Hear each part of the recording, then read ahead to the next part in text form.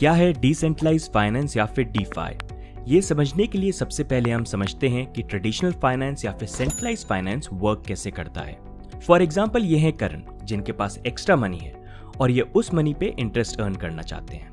अब ये extra money पे इंटरेस्ट अर्न करने के लिए करण अपने मनी को बैंक में डिपॉजिट कर सकते हैं एफडी या दूसरी स्कीम्स के द्वारा, जहां पर बैंक करण के मनी को जमा करके बदले में उन्हें मंथली या ईयरली इंटरेस्ट देगा।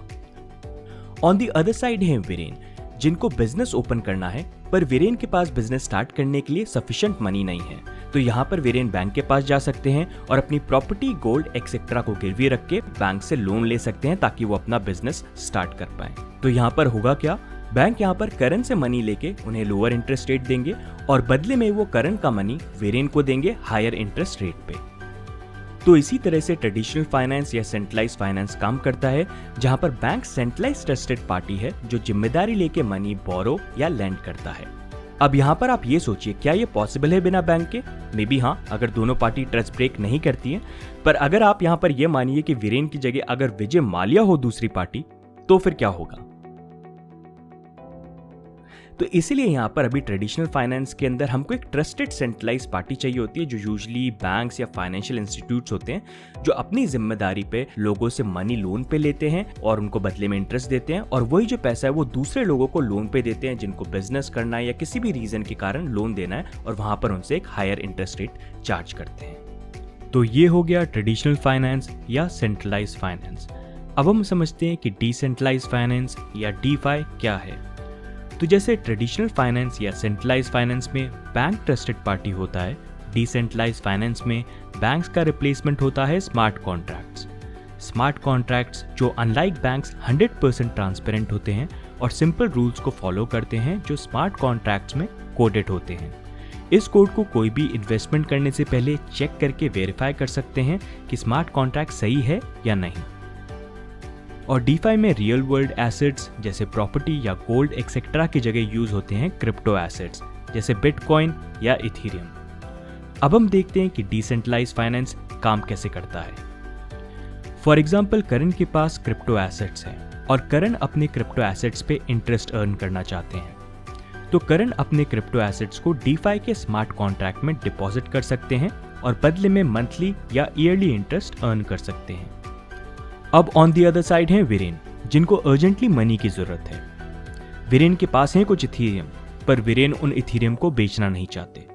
तो यहाँ पे वीरेन अपने इथेरियम डीफाई के स्मार्ट कॉन्ट्रैक्ट में गिरवी रखवा के बदले में कुछ मनी लोन पे ले सकते हैं और समय आने पे लोन को पे करके अपने इथेरियम छुड़वा सकते हैं। तो यहाँ पे क्या हुआ, स्मार्ट कॉन्ट्रैक्ट ने ऑटोमेटिकली करण से क्रिप्टो एसेट्स का डिपॉजिट लिया और वो डिपॉजिट वीरेन को लोन पे दे दिया।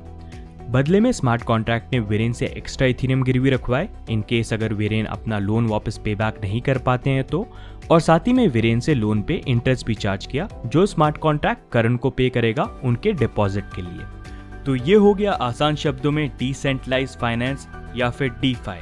अब अगर हम बात करें कि डिसेंट्रलाइज्ड फाइनेंस या फिर डीफाई ट्रेडिशनल फाइनेंस या सेंट्रलाइज्ड फाइनेंस से डिफरेंट कैसे है। अगर आप सेंट्रलाइज्ड फाइनेंस का कोई भी प्रोडक्ट या सर्विस यूज करेंगे तो उसके लिए केवाईसी कंपलसरी है, लेकिन डिसेंट्रलाइज्ड फाइनेंस में आपको किसी भी केवाईसी की जरूरत नहीं है। आप विदाउट केवाईसी कोई भी सर्विसेज यूज कर सकते हैं। सेंट्रलाइज्ड फाइनेंस कंट्री लिमिटेड होती है, यानी अगर आप इंडिया में हैं तो आप किसी और दूसरी की कंट्री के फाइनेंशियल सिस्टम के अंदर एंटर नहीं कर सकते, और दूसरी कंट्रीज इंडिया के फाइनेंशियल सिस्टम के अंदर इतना इजीली एंटर नहीं कर सकते। लेकिन डिसेंट्रलाइज्ड फाइनेंस है ग्लोबल, इसका मतलब ये आप किसी भी कंट्री से डिसेंट्रलाइज्ड फाइनेंस के अंदर एक्सेस कर सकते हैं विदाउट एनी लिमिटेशन।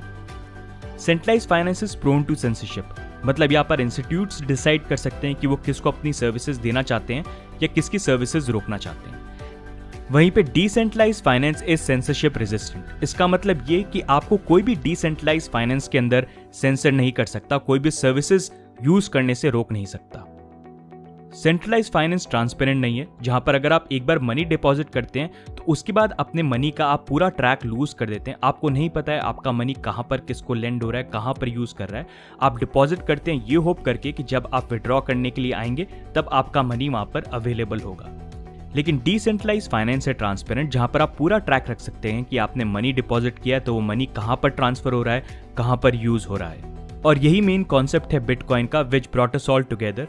कि आपका पैसा आपके कंट्रोल में होना चाहिए और आपको पूरे टाइम पता होना चाहिए कि आपका पैसा कहाँ और कब किस तरह से यूज हो रहा है। किसी और के पास ये अथॉरिटी नहीं होनी चाहिए कि वो अपने अकॉर्डिंग आपके पैसे को यूज करें। तो यही कुछ फीचर्स है जो डीफाई को रेवोल्यूशनरी बनाती है और सेंट्रलाइज या ट्रेडिशनल फाइनेंस से डिफरेंट बनाती है। और डीफाई सिर्फ लेंडिंग और बोरोइंग पे ही लिमिटेड नहीं है। डीफाई पर और भी तरह तरह के प्रोटोकॉल्स या सर्विसेज हैं, जैसे decentralise exchanges, derivatives, payments, assets etcetera.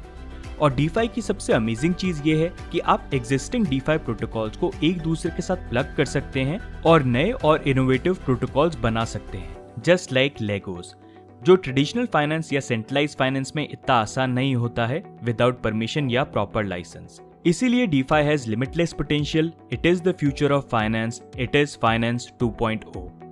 और इसीलिए डिसेंट्रलाइज फाइनेंस को फाइनेंस का फ्यूचर बोला जाता है, जहां पर एक ट्रस्टलेस इकोनॉमी होगी, जहां आप खुद अपने पैसे के जिम्मेदार होंगे और आप खुद अपने पैसे को कंट्रोल करेंगे।